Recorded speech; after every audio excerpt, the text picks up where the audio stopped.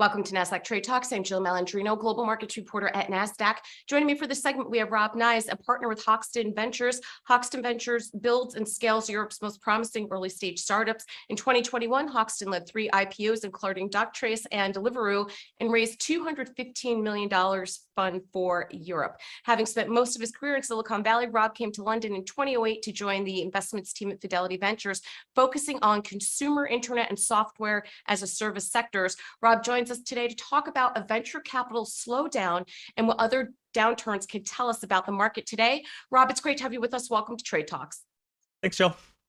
What are you seeing in the market today in terms of venture capital funding? How has that changed from earlier in the year?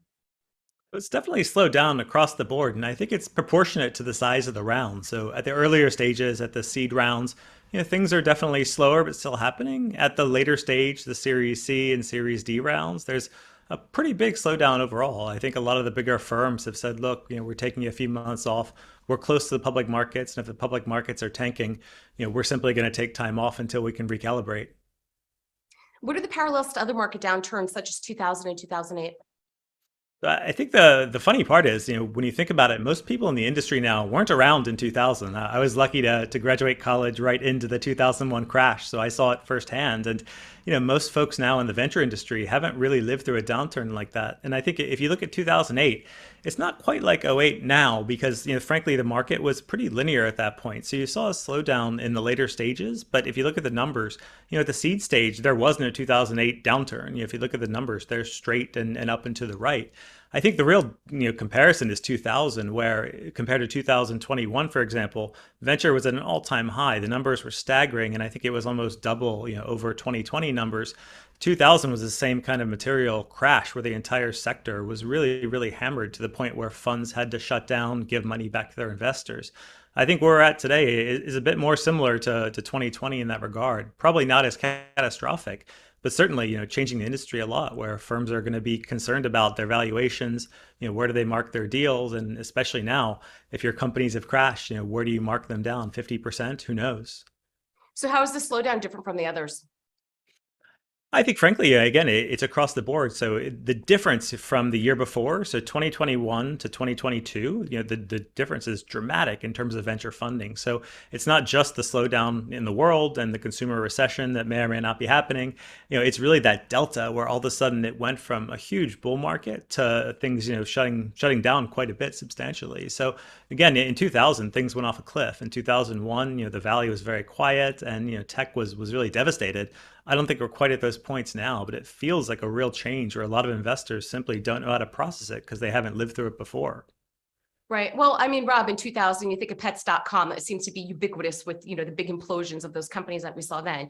Are you seeing companies today with similar economics, not perhaps specific companies, but let's say the grocery delivery business as a sector? Sure. When you see markets like that, where the actual competitive edge is raising capital, there wind up being a lot of these companies that raise crazy amounts of capital and spend it all on marketing and customer acquisition and serving customers unprofitably. Unfortunately, if Pets.com was actually a good idea just about 10 years ahead of its time, and these companies go off a cliff. And when you think about it, when you unwind the company, it comes down to are there real customers who are actually profitable at the core? It might not be a lot of them. Pets.com was 10 years before people were ready at a mass market to buy pet food online. And I think the same thing with quick commerce now with the grocery stores is, frankly, there aren't that many people who are willing to pay, effectively $10 to have a few bananas brought to your house at 7 p.m. Yeah. Well, I mean, Rob, these valuation resets and expectations need to happen every few years or so. So with the slowdown, is there an opportunity for great businesses to emerge as winners? I mean, you could potentially take advantage of this environment here if you have a solid business and a path to profitability. I think it's a healthy purge that happens in all sorts of markets. Frankly, if you look at Google raised their Series A in 1999, so just before the big crash happened in 2001. And Google had a nice war chest and was able to hire a ton of tremendously great people in the 2002, 2003 era. So I think for companies that survive and have a big enough war chest, there's a huge opportunity. Marketing costs go down because competitors aren't spending unprofitably. Talent that was otherwise unavailable or overpriced becomes available. So the companies that do persist, wind up capitalizing on the advantages if they're clever and lean. Are there particular segments like health tech as an example that may fare better than others?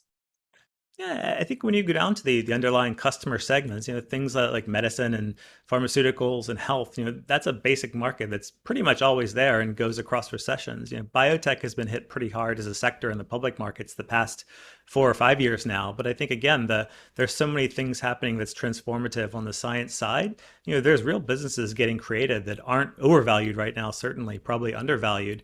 So I do think sectors like deep tech in general, and where you're seeing machine learning, really creating technological advances, those sectors I think will really do well in the medium term.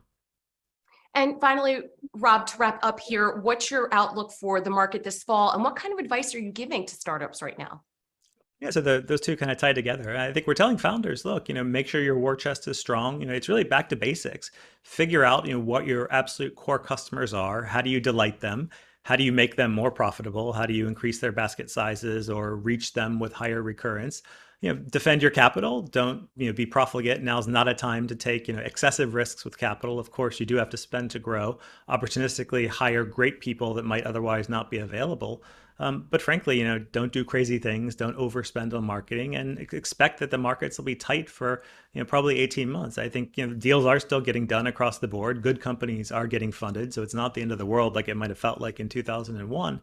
But, prepare for a much more difficult fundraise. In any competitive market, there's going to be fewer bidders for any given company. So be sensible, reset your expectations for valuation, that if you were looking at a certain range, it's probably going to come in the lower half of that range compared to what you might have expected a year ago. But there's still deals to be done. So again, plow through, be sensible, and there's a light at the end of the tunnel, and things usually do revert to the mean. All right, Rob, appreciate the insight. Thanks for joining us on Trade Talks. I'm Jill Malandrino, Global Markets Reporter at Nasdaq. Thanks, Jill.